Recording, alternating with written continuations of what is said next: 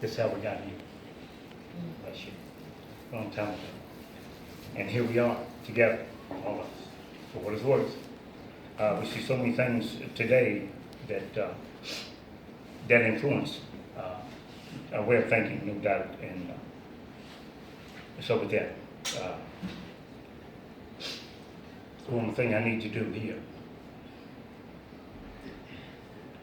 Freedom, freedom,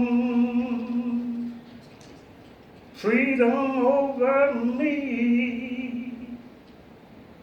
And before I be a slave, I'll be buried in my grave. And I'll go to my Lord and be free. There were 7 things in my life that, 7 things that set the stage for my life and what I've experienced. And now, because of this time in my life, here I am again, maybe going through those things again. But at 2 years old, we lived in the country, and if you lived in the country, then you always kept a little cup of kerosene nearby at the stove so you could light your wood, that sort of thing, And that was true kerosene then. Coal oil, yeah, kerosene will light you up. Coal oil, okay. And as a 2-year-old, I learned to drink, and I drank a half a cup of kerosene. And so Mom took me to the doctor, and after she told him what happened, he sent me back home. Wasn't anything he could do. But God stepped in, and he did so many times in my life. And I was 64 years old, got a CAT scan, and the doctor asked me after it was all over with, after my second operation, he asked me, he said, have you ever had pneumonia? I said, no, doc, I don't remember having pneumonia, but I had forgotten.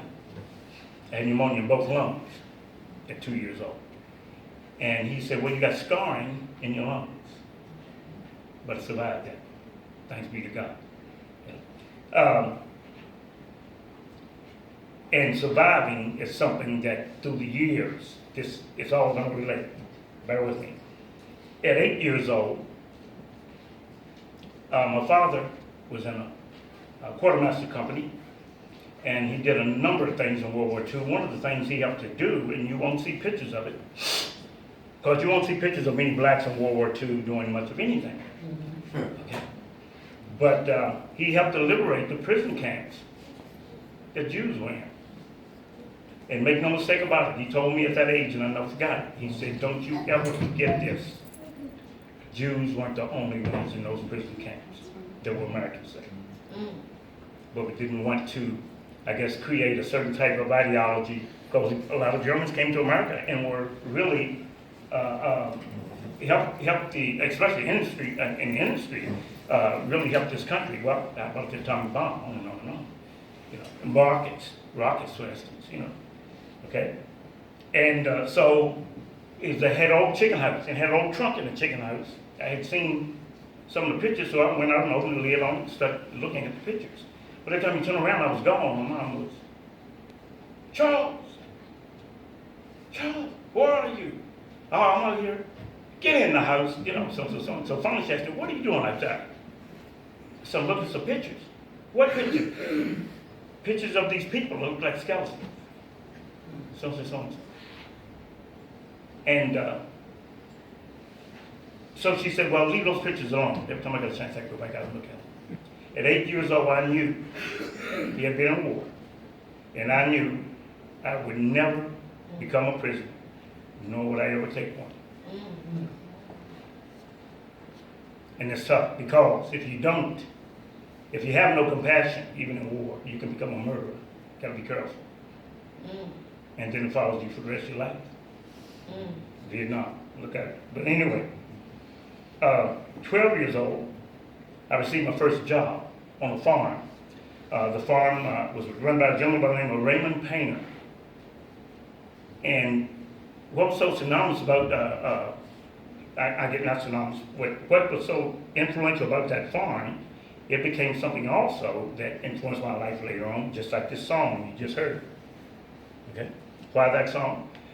Because that farm produced a lot of slaves. And when I say produce, they actually had an auction block on that farm. But my first job was on that farm, working at a dairy barn. I didn't know how to milk the cows, So by hand, yes, but not otherwise. Okay?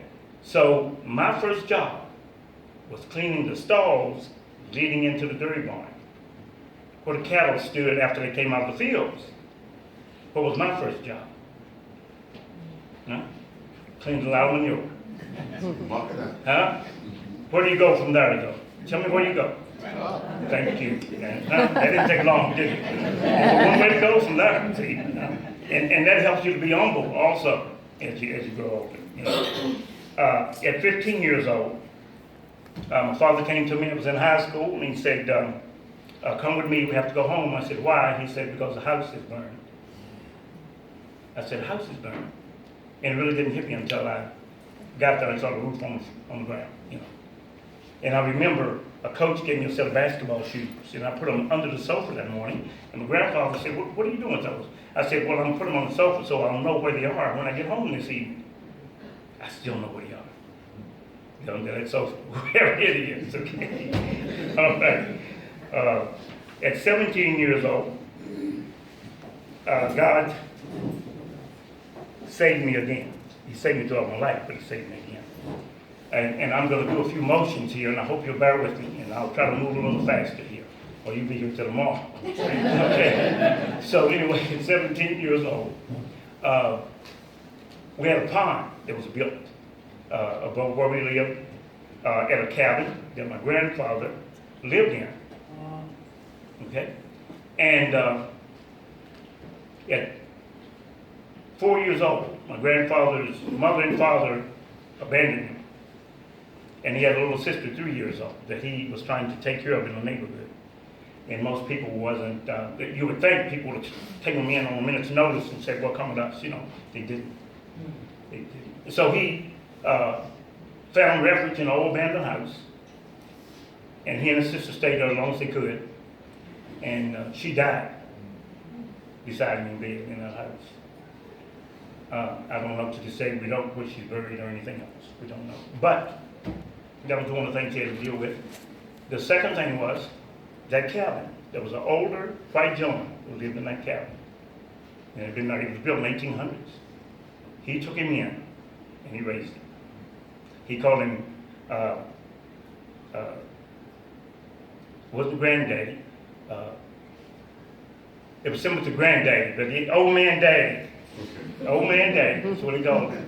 And he raised him until he was old enough to get a job and go and mine coals, etc., etc. So that pond was deep. When I say deep, it's deep, very deep. And again, I'm gonna do some expressions here in a minute, and I want you, hang with me, okay? Because then I'm gonna move right on. I'm gonna get these things out of the way, okay? So, but these things are part, again, of my soul, and they did influence me through the years. So the pond had come up, and as it came above the pipe, there was a pipe in the pond, how it works and this sort of thing.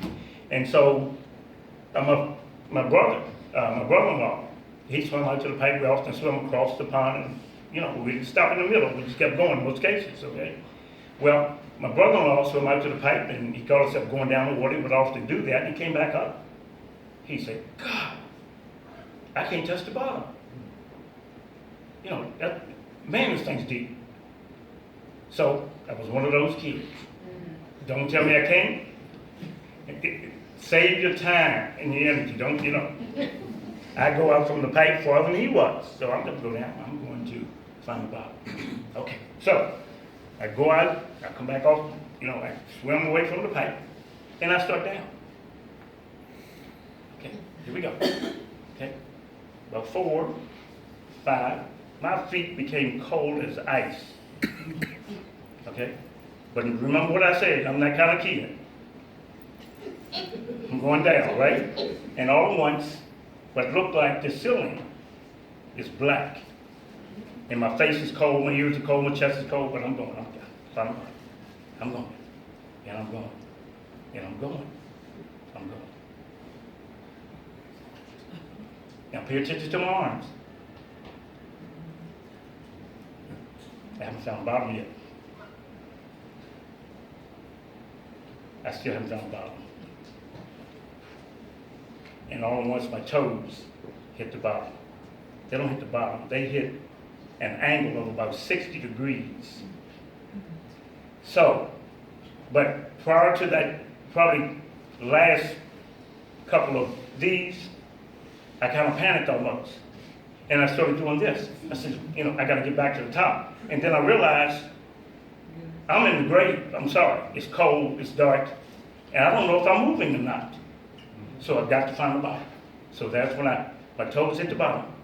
And I said to myself, okay, I've got to, once they hit, and I found out that, and I realized how steep it was, I had to do this again in order to get, to come off the bottom. So I did, and I started up. And I'll shorten it, but it was long and long. And I got near the top, and I'm doing this, and I'm looking up all the time. I never stop looking up. I'm looking up. And then I see ground. I get excited. Here we go, here I go, here we go. And finally I pop a bottle of water. I swim over to the pipe. Doing this kind of thing. My brother-in-law, my brother, and 2 cousins are standing on the bank. So once I leave the pipe, I swim for about 6 or 8 feet, and I start walking, water, and I walk up and I go up the bank of the pond, and I walk over to them and I look at them, and tears are running. I said, what's wrong with y'all? I was saying, what's wrong with y'all?